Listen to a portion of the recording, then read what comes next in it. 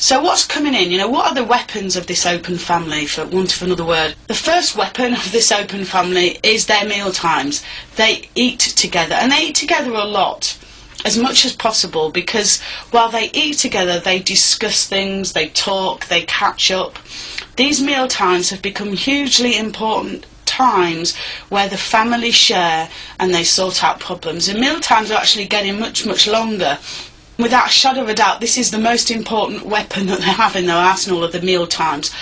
So much of the parenting is going on during meal times. Conversations. These open families talk much, much more. So the parents are much more likely to give that time to the child to have more of these conversations. And in that there's this discussion of everything. So nearly everything now in this new open family, remember we're talking about the future, is up for discussion. And there's this real feeling of togetherness. And then we even can look at what's happened in computer games to know that this is changing.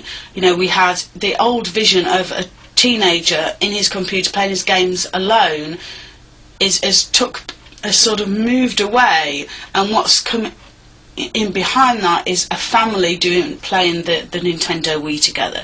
So there's this real move from this doing things in isolation to doing things together.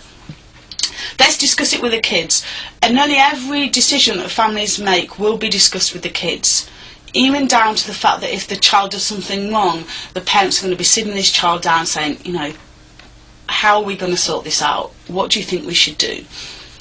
And this playing together, these families spending much, much more time together, doing things together, having fun together. Children are staying at home longer. Children aren't going out as much. Families are becoming very tight-knit communities. And there's this real convergence that everything is happening together rather than everything is happening alone. And you might look at this and think, well, why is it moving this way? Well, we only have to look back at the 8-gen norms that we spoke about in the first video to know that we're dealing with a very creative, collaborative group of young people that in research have been shown to be 10% better and quicker at making decisions than adults due to the way that their brain's changing.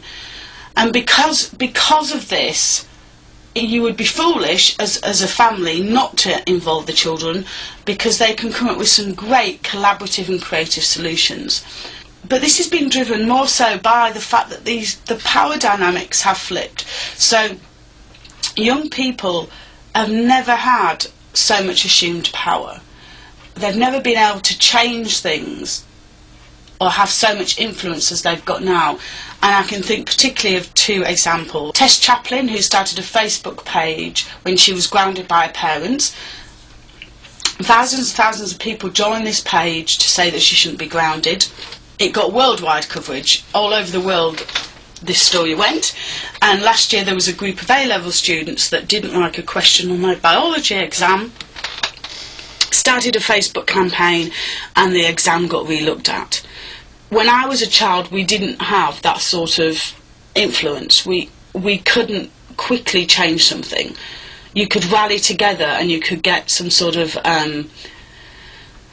march going, but it was not as effective. So they have a lot of influence and power in their hands, and so they're sort of changing the structure of everything.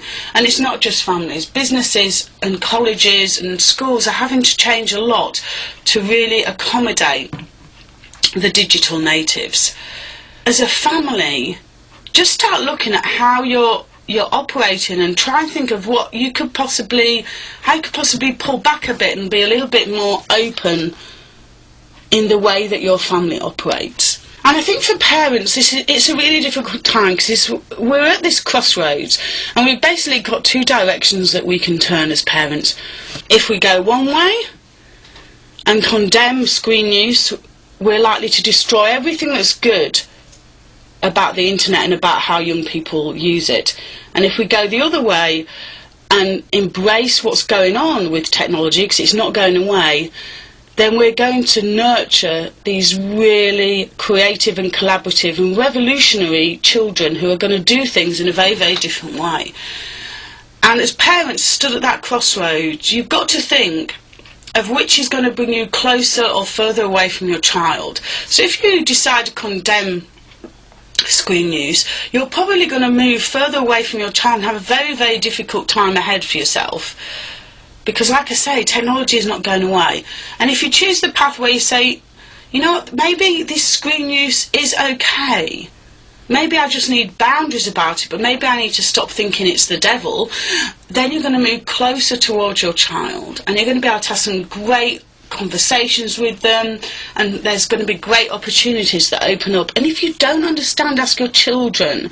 They'll be more than willing to help you and talk you through what it is that they're doing online. So that's it for this one. Next video we will be talking about how do you get through to these screenagers, and also as a parent, what do you need to be aware of? So what are the hidden dangers that are on the internet? Not the ones we're always talking about, but the ones you may not be aware of.